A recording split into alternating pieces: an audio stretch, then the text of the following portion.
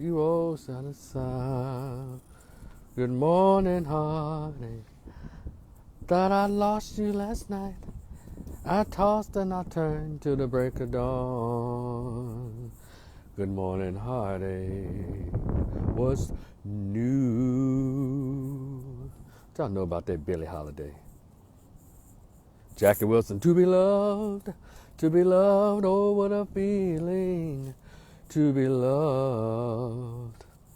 There's old school stuff that needs to be brought back. You know, stuff like that. Maybe some 70s or 80s soul music need to be brought back so these folks will start thinking and acting better. I started this video on yesterday or day before yesterday. And then when all the snow was on the ground, it was good in 22, 23 degrees. It was fine at first until the wind started blowing. I'm like, heck no. Let me get up and let me seek shelter. Come on, somebody. So I had to cut the video short, but the sun is out. Should be about 45 degrees right now, but there is a brisk breeze and it's very tolerable, so I can give my clear thoughts on the man, Kwame Brown. Kwame Brown, not Kwame Brown. Stupid ass Stephen A. Smith. And people who don't know how to pronounce the word Kwame. There was a hip hop artist back in the day. I think he called himself Kwame. He wore the polka dots. I think that's how Jay-Z came up under that cat, Kwame. He had the little gimmick where he wore the polka dots. So yeah, Kwame. But this brother's name is Kwame. Kwame Brown. You know, there's been some tough Browns in history. Jim Brown. I think John Brown. Was that his name, John Brown? Or John, something like that. And we had James Brown. Man, Judge Joe Brown. Something about that name. I have Browns. I have members of my family with the last name Brown. That Brown is a tough last name. Something about that. Popular movies, Foxy Brown. We talking about the men. Something about that. It's like that brown. It connotes brown. Lies in power, strength. Something about that. And here we have a retired football player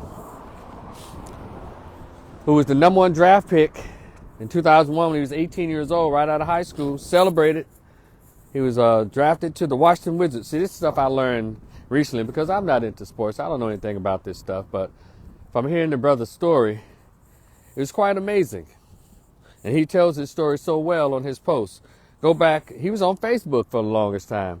He only blew up on YouTube when he was setting the record straight when people were trying to call him a bust, thanks to Stephen A. Smith.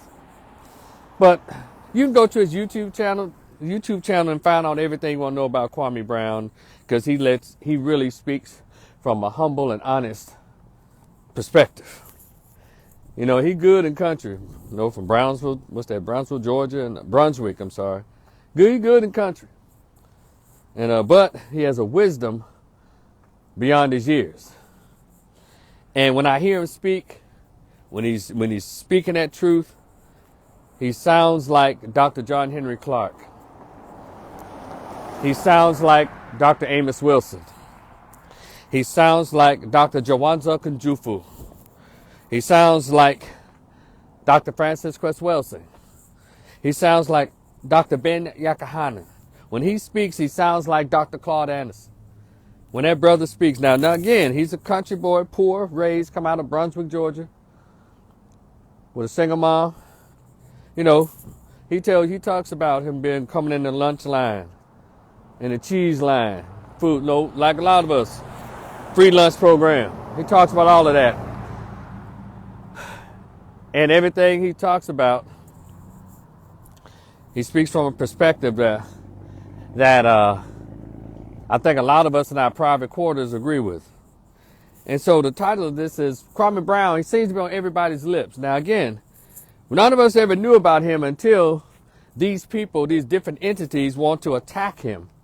Not for talking about gang stuff or talking about murder and killing people or talking about pimping and running the women, and no, they're attacking him for the reasons, in my opinion, if you understand history, the way they attacked Malcolm X, the Black Panthers, Fred Hampton, Fannie Lou Hamer, Ida B. Wells Burnett.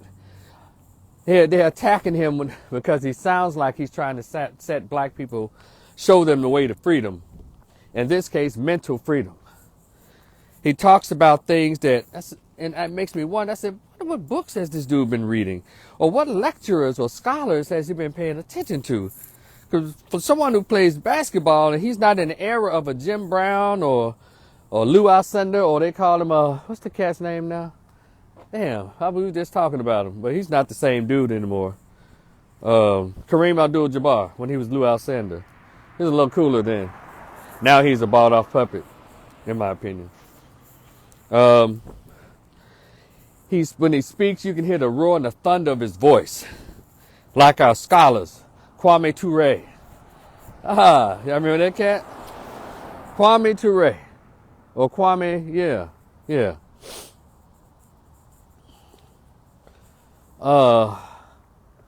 See, he sounds like one of those freedom fighter kind of cats.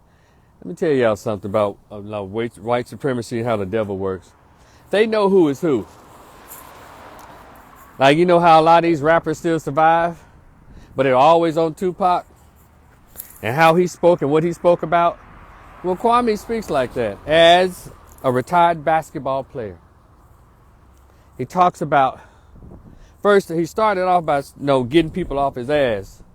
All those folks who sat all those years, he sat quietly as people like Stephen A. Smith and other sports and analysts, so-called analysts, and Steven Jackson and Matt Barnes and all these people he introduced us to, who showed us how they operated. He sat quietly for all these years as he was purposely railroaded, or his career was purposely mishandled. Beginning with Michael Jordan. So a lot of y'all didn't know that Michael Jordan recruited him, and he was part owner of the Wizards at 40 years old, still trying to recapture his glory of the late 80s, early 90s when he was Air Jordan. But then around that time, 2000, 2001, he got to be 40 years old. He still thought he had it, and he bought into the very failing Washington Wizards. And I remember him getting on that team. And he recruited this 18-year-old out of high school who was killing them all, McDonald's All-American. Got this 7-foot, 18-year-old kid and brought him on the Washington Wizards just to sabotage him, according to what Kwame's sharing. And other people won't admit to, but other people around there watching it. And other people have been coming out confirming what he's been talking about, slowly but surely. And so he came in when he got those dudes in check, and he's still getting them in check. He also brought up coding and trades in schools. See, when I was in school, it was called Vo-Tech. They just shortened it with trades. And after homeroom, a lot of the male students got on the bus and they left and went in Memphis, they went to Tresvent. Because they had the Vo-Tech at Tresvent High School in my hometown. And they would go and learn auto mechanics, plumbing, I think some kind of electrical stuff. They learned trades. And he said, how come they took trades out of school, particularly the public schools where black kids attended? And if you notice, when they took those options out of school, well, you notice a lot of stuff started happening, because if people can't get out of high school and make money, everybody's not going to go to college, or they don't want to go to college, or they're really qualified to go to college. And let's go back to 100 years when we were freed from the plantation. How do y'all think black people survive? How do you think black men earn a living for the most part? Because all black men and black boys did not attend college nor the military. They had skills. They could build houses, do plumbing. They could do construction. They could do all this. So how y'all think we made it? Or as a gospel song would say, how we got over, how we got over. How y'all think we did that? And they understood. They're always watching us, particularly the boys and the men. Michael Porter author, he writes a book that says, kill them before they grow. What do y'all think it mean by that? What do you think they mean? Destroy them intellectually, destroy their self-esteem, destroy their ability to learn and to catch on to things. Dr. Jawanza Kunjufu wrote a series of books called Countering the Conspiracy to Destroy Black Boys. Why do y'all think these people have these titles? Dr. Naeem Akbar has a book that's called Visions for Black Men. Why y'all think they wrote these books? Because they understand what the war is about. It's not about women having equal rights or lack thereof. The war is about power, control, ownership. If you take the men out, you don't have to worry about a huge battle. It's always been like that. In every history book that you've studied or every history class that you've sat in and you've been taught in history of the world wars or what's called community wars or civil wars or what have you, is always kill all the men and keep the women and, of course, the children. Because women aren't a threat to anything. And in our community, in this country and wherever melanin is to take out black males. If you can't kill them all, well, you kill them. If you can't kill them all physically, take care of them mentally. And Kwame talked about trading and coding because he understood that trading and coding, number one, is what makes the world go around. All the technology is from coding. Everything that we pretty much touch and how we deal in this country is through coding. And how we everything that's run through coding. So he's like, how come kids in the inner cities and the public schools aren't being taught or is not offered coding and trades? Y'all see how Hispanics and all these other communities are killing the game in trades, but you hardly see any black folks doing it. Y'all think that's by accident? You took it out of the schools where they attend, and whenever an immigrant comes over, they give them a hammer, a bag of nails, and a saw, and tractors and everything else so they can earn a living and maintain their community. But black kids instead have been taught that they should be able to run, jump, dunk, catch a pass, rap, sing. You know what I'm saying? And Kwame's talking about that.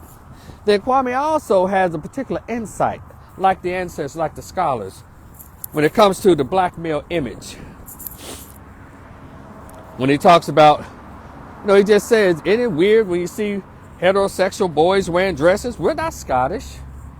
Even in that country, in Scotland, they wear what's called kilts. It's a cultural thing. But they seem to take the young men who they built up as celebrities, be it athletes or rappers, anything that's built up as a celebrity that people pay attention to. So they take those images, those role models, and they dress them up. See, if you dress them up you got a lot of black boys who pay attention to these athletes, well, there you have it. On the slave plantation, they would say, we're going to take the blackest and the strongest and, for the lack of better words, make a bitch out of him. So they would beat them and they would rape and sodomize the biggest, the strongest, and the blackest. They would break them down before everybody on the plantation and therefore breaking their spirit. It was called buck breaking. You got basketball players with wives and children volunteering to wear dresses. You got rappers wearing girl clothes, tight ass girl clothes, and putting on makeup, when they know that a lot of black boys, young black boys, look up to them because of the systematic removal of fathers. Kwame Brown talks about things like this. So why does this offend people when you're talking about saving the lives of black boys and pointing out all of the systems in place to make sure that as many as possible as relates to black boys don't grow into strong, masculine, heterosexual men? And that's what Kwame Brown talks about. And I appreciate him using his platform to do that.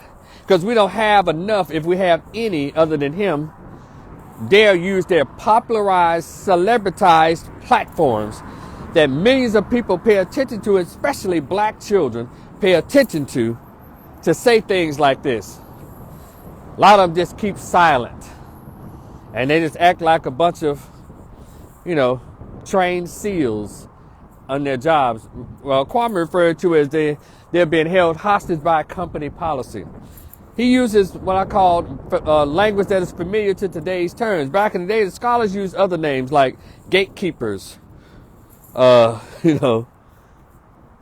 But he used the word, he has a phrase that he uses called go along, get along game.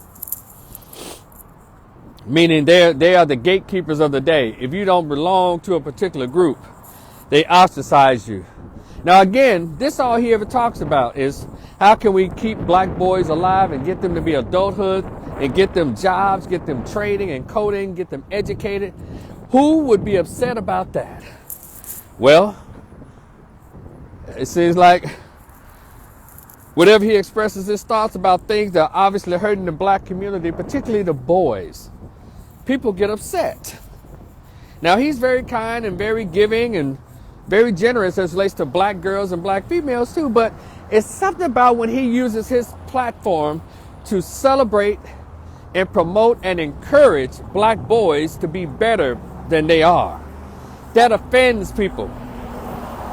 So much so, when Kwame started off, Kwame got about 100,000 subscribers in less than a day and a half. He came in like gangbusters, talking the way he's talking. Now I mentioned him for he's just saying black boys deserve to be here and we need black boys to be around. And you would think that black women would take on this fight, right? Because they seem to have forgotten or they don't give a damn about, nor for them to have families, they need men.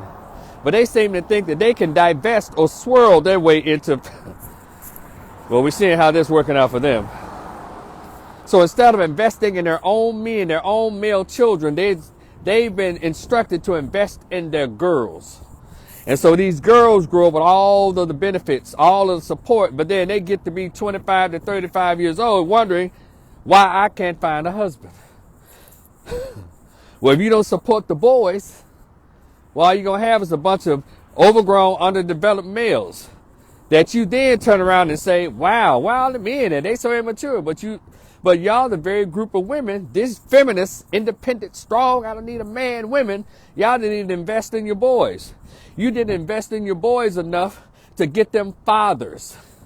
You accepted the payoff with Lyndon Baines Johnson in 1968-69 to keep your man at the house and have indiscriminate babies by indiscriminate men. So make sure your children would have fathers and your home would have a head or a leader or structure. Y'all made that. Y'all bought into that contract, African-American women. So Kwame is saying, we need to look out for the boys. We need boys in our community. You can't have a community without heterosexual, masculine, intelligent, not just educated, but common sense having black males. I don't know why that offends people so much. Yes, I do. Because it goes back to even your Bible says, kill the firstborn male. What is it about black boys that offends, their very existence offends people? So Kwame Brown is all of a sudden making the rounds lately. He's made it to TMZ. He's made it on the Breakfast Club. He's made it to all these other so-called competing YouTubers when they all can just do their own thing and leave Kwame alone. And Kwame doesn't mention anybody unless they talk about him. But somehow it's something about this 7-foot gentle giant. But when he speaks, it roars like thunder that intimidates these people. Funny guy. He laughs, he jokes, but when he's on his quote unquote on his square, speaking the truth, you can hear it's almost like a lion is roaring in the jungle. And I think that intimidates the weak and the weak-minded. And say we have to stop him because he's empowering too many young men to go into coding and trading. And also on his page, he has about 406,000 subscribers. And I guarantee at least 60% of those subscribers are young men. I'll say about 55 to 6% young men under the age of 40. He has a lot of young 20-something-year-old dudes that can't wait to get on his live to talk to him. And I think that pisses people off because name of the game is to kill them while they're young or kill them before they grow. Shout out to Michael Porter. So, and now he's made it to the real, those old bitter biddies, sorry bags of nothing, sacks of sorriness from the real. What's her name? Adrian Bayong, with the Latina with the bald booty and the bald nose. And Lonnie Love, who probably ate the other two hostesses who are not there. She can actually bear hug and actually bear an actual bear. And then you have this aged out, old ass, tired ass Garcelle Beauvais from the show Jamie Foxx show. I think she used to be a model in the 60s or something. With her white husband and her non-black children. And Lonnie has a bottom basement, bad, broken down Brad Pitt at home, who she earns all the money, because, But this is not her first rodeo. They all had something to say about Kwame and his opinion about Dwayne Wade's son making a dress out of Kobe Bryant's jersey. They went in. They even lied and said he was attacking a little girl. TMZ wrote that, and I think the Shade Room and all these people, everybody's coming from a man, Kwame. Lying. They're flat out lying. He attacked a little girl. That is a full-grown damn boy. That's not a girl.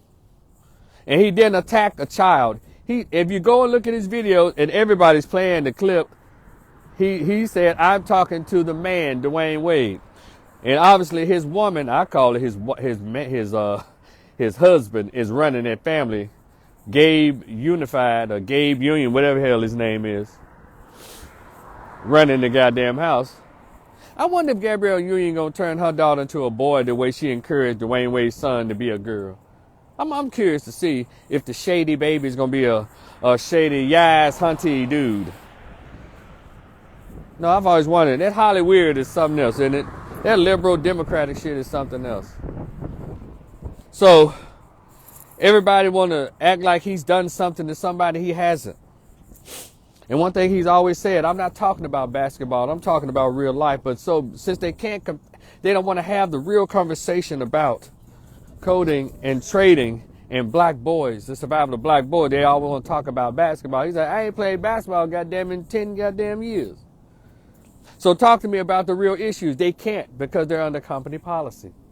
A lot of black men, a lot of folks in America don't want to talk about what's really going on, what the problem is. They don't want to talk about racism. They don't want to talk about the purposeful destruction and constant attack on black boys and black men.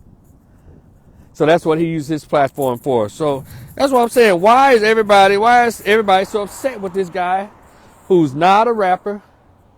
He doesn't push gang violence. He doesn't push drugs. He doesn't talk about pimping and hoeing. He doesn't talk about any of that stuff. All he talks about is the empowerment of black boys and the black community. And people in general. He doesn't do anything negative, but all of a sudden, he's gotten the attention of TMZ, Charlemagne the Gutless, or Charlemagne the Girl, or whatever you want to call it, Charlemagne the Lesser Charge, and all of this. Him and DJ Ignat and Angela Yuck, all this kind of shit. All these people, now the networks are trying to come for Kwame like that's going to make us not like him. Because we watch his videos, so we know he ain't lying. TV show, they do a lot of editing, and they do a purposeful switching up of the narrative. And that's what he talks about. He tried to teach those who don't understand how they tried to do Malcolm X and how they tried to do Dr. King. They will purposely put words in their mouth and try to get people not to like them. And that's what they're trying to do to Kwame Brown, but he has those of us out here who understand history. They want to say that he's transphobic. That's not even a real word. Just like fatphobic and homophobic, those aren't real words. Trying to create words that make people stop talking. That stuff doesn't work. We already did that on the other people 50 and 40 years ago. Hell, 10 years ago. Anybody that speaks up for black folks who has an unwavering stance and conviction on what they're talking about, and they're not like regular people like me, but like celebrities or famous people, they shut them down or try to.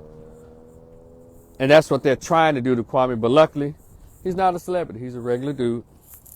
But they're trying to make him a celebrity so somehow they can, as his words, put him in that Dulo twist. And they brought out people like Gilbert Arenas, who has the IQ of grapes. and was like the corny dude in basketball. You know, they try to bring everybody out to use their star power to try to bring him down, but you can't.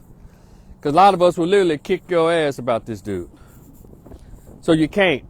The Real, Lonnie Love, Adrian Balion, and that old over the hill helper, Garcelle Bouvet. Yeah, you certainly not fancy anymore. You've fallen off, sweetheart. And so, I guess they're going to keep them coming until they make them stop talking. But all they do is making us talk more, us regular unknown people. We're the ones talking. He doesn't really have to talk. We got you, Kwame. We got anybody who stands up for our community, the truth. And particularly who speaks up loud for black boys, for the survival of black boys and black men. We got you. But it wouldn't hurt if it was more famous black men who would come out and share what he's sharing. It wouldn't hurt if actual famous black women would stand up for black men, not after they die, but right now while they're alive. Use their platforms. You know, because if you can't have a community without men. And it's interesting that every other group understands this. Asians, Hispanics, white Jews, white men, they all understand. Their community can't move forward without men, stable men. But somehow African American community think that we don't need any heterosexual masculine men. We want all of them to be tight suit wearing, effeminate, how are you? Those kind of cats. You know, or they want them to be extremely gangster and thuggish. They don't want to be balanced and healthy. We're going to have to work on that. Because we're shooting ourselves in the foot. Every time a woman decides to have a baby without a man, you're shooting yourself in the foot. And you are dictating that child's future to be that of crap. Projecting his future to be that of garbage.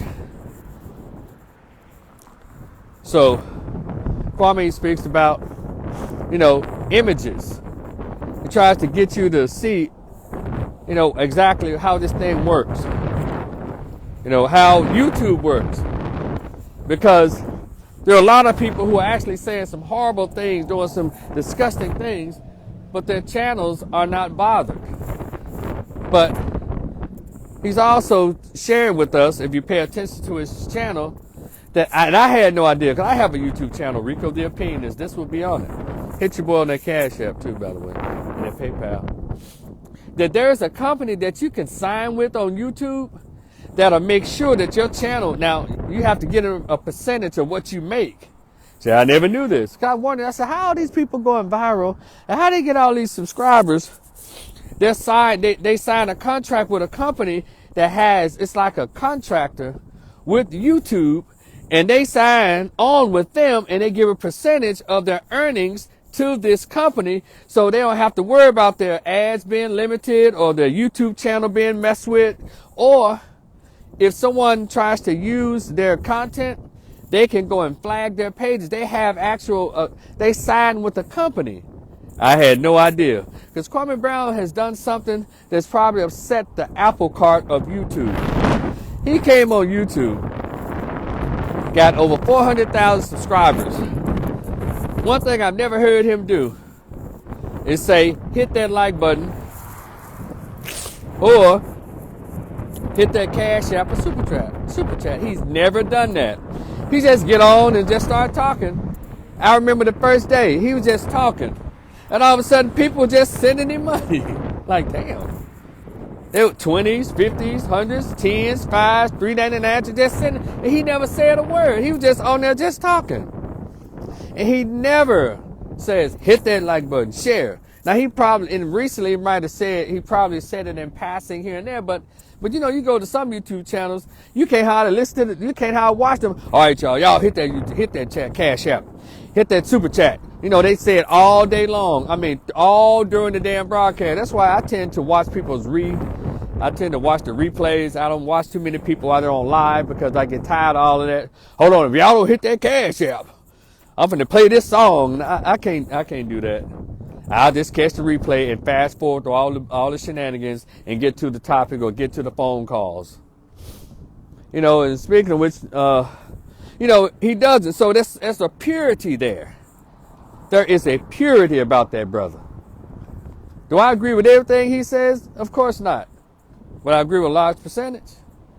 Especially when you're talking about trading and coding and empowerment of black boys and black men stop fighting each other. Young black males stop fighting each other.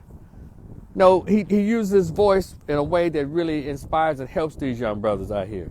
A lot of people are actually jealous of that, and they want to see him gone off of YouTube. Isn't that something? And when the first thing he did with all those super chats, he went out and did what he said. He went out to his old elementary school and had a whole line of young people out there, kids.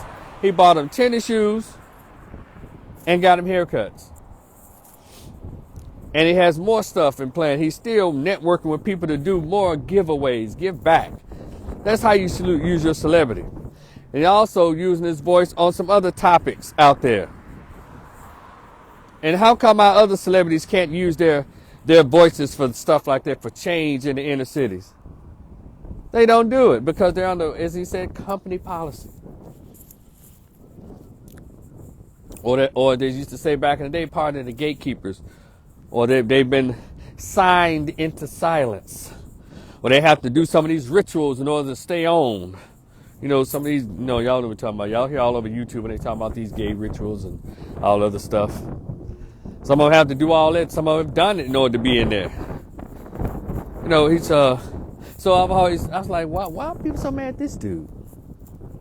I understand why they're mad. The same reason they was mad at Malcolm. The same reason they was mad at Ida B. Wells Barnett. The same reason why the Essence Festival, the biggest festival, largest gathering of African American women, they never invited a Dr. Frances Cress Welsing or a Sister Shahrazad Ali. I learned that all these people have one thing in common. They care about the black nuclear family, two things, and they care about black men and black boys. It seems like even these black organizations don't have any black women around who talks about the survival and protection of black boys and black men, or talks about having black husbands. Y'all ever notice that? When they have these women empowerment things at the Essence Festival, they never have sisters like Shahrazad Ali there.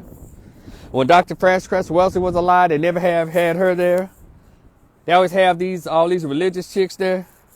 And these other so-called empowered sisters, but they always talk about how we as women, and how we as women need to get together, and we as women.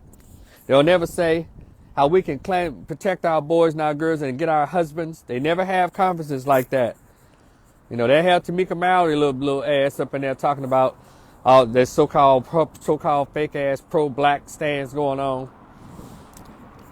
You know, but they won't have no sister up in there like Shamika Michelle, Erica Lachey.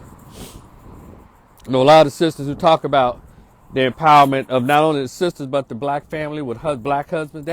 Essence Festival don't talk about this. It made me think it's about the feminism going on, about the lesbianism going on too in the Essence Festival. I've never attended one. I've watched it on TV One, see all those sisters out there, but somehow it's like, I guess, because the spirit is not there anymore. I don't think sisters really like brothers no more. That's why you got a lot of brothers getting their passports and like saying, fuck it, we'll move on to somewhere where they might like us. And so, but this thing with Kwame Brown, man, yeah, it has to make you wonder, what is it about what he's saying to and about black boys and black men and the black family that got so many people, not just whites, but black folks. There are black people, other black celebrities who are upset with this cat. Upset. And he hadn't done any of the stuff that you would think one would be upset with somebody about. He doesn't promote negativity. All he promotes is trading and coding. And he wants us to open our eyes to see exactly. He says, hey man, this is a game. If you watch The Matrix, like a lot of us have, you understand that this thing is a game. But he's saying it for the people that he is able to communicate with. And a lot of us are tuned into sports. What if more sports athletes came out sounding like Dr. Claude Anderson? Wouldn't it be awesome? If more professional sports black athletes would come out sounding like Malcolm X, or sounding like Dr. King in the last 2 years of his life. That would be so awesome, man. That would really cause a resurrection in the minds of so many black boys and black men. We'll be on our way. And a lot of sisters too.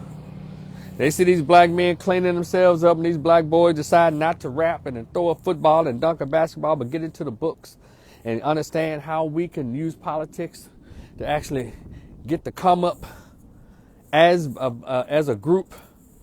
That's what they don't want to happen, so they continue to attack someone like a Kwame Brown. But anyway, he does a lot of teaching and exposing how all the trickery that's going on. And so, Kwame, I got you, man. A lot of us got you out here, bro. I use my little 129 subscriber page to my 4,988 Facebook page and my 129 subscriber YouTube channel to say, let the world know what I got you back. And there's a lot of us who have you back, and we're not just saying that. We actually have you back, because we happen to see you in person. Somebody trying to be with the fuck shit, we got you, bro. You know, you can have some bodyguards you want to, but you got some bodyguards or some people with you, bro, that you ain't even hired. So always keep that in mind, sir. Continue to inspire, continue to educate. And all you little systematic haters out there who don't want to see anybody talk good about black boys and black men, we got our eyes on you too. You too will be continue to be called out. And again, Lonnie Love, you shouldn't want no more of this smoke. We already got on your ass. Now, shout out to the Black Manosphere. And I guess you want to come back for more. Just keep on playing. These are not the old days where you get on these white platforms and white shows and get to talk crazy about black men. We couldn't respond to you even in Ebony or Jet magazine. Now we have our own blogs, our own YouTube channels, our own, what else? We got our own podcast. We got everything to let y'all know we hear you and we on your ass. So Kwame Brown, be cool, man. Talk to you later, bro. Peace.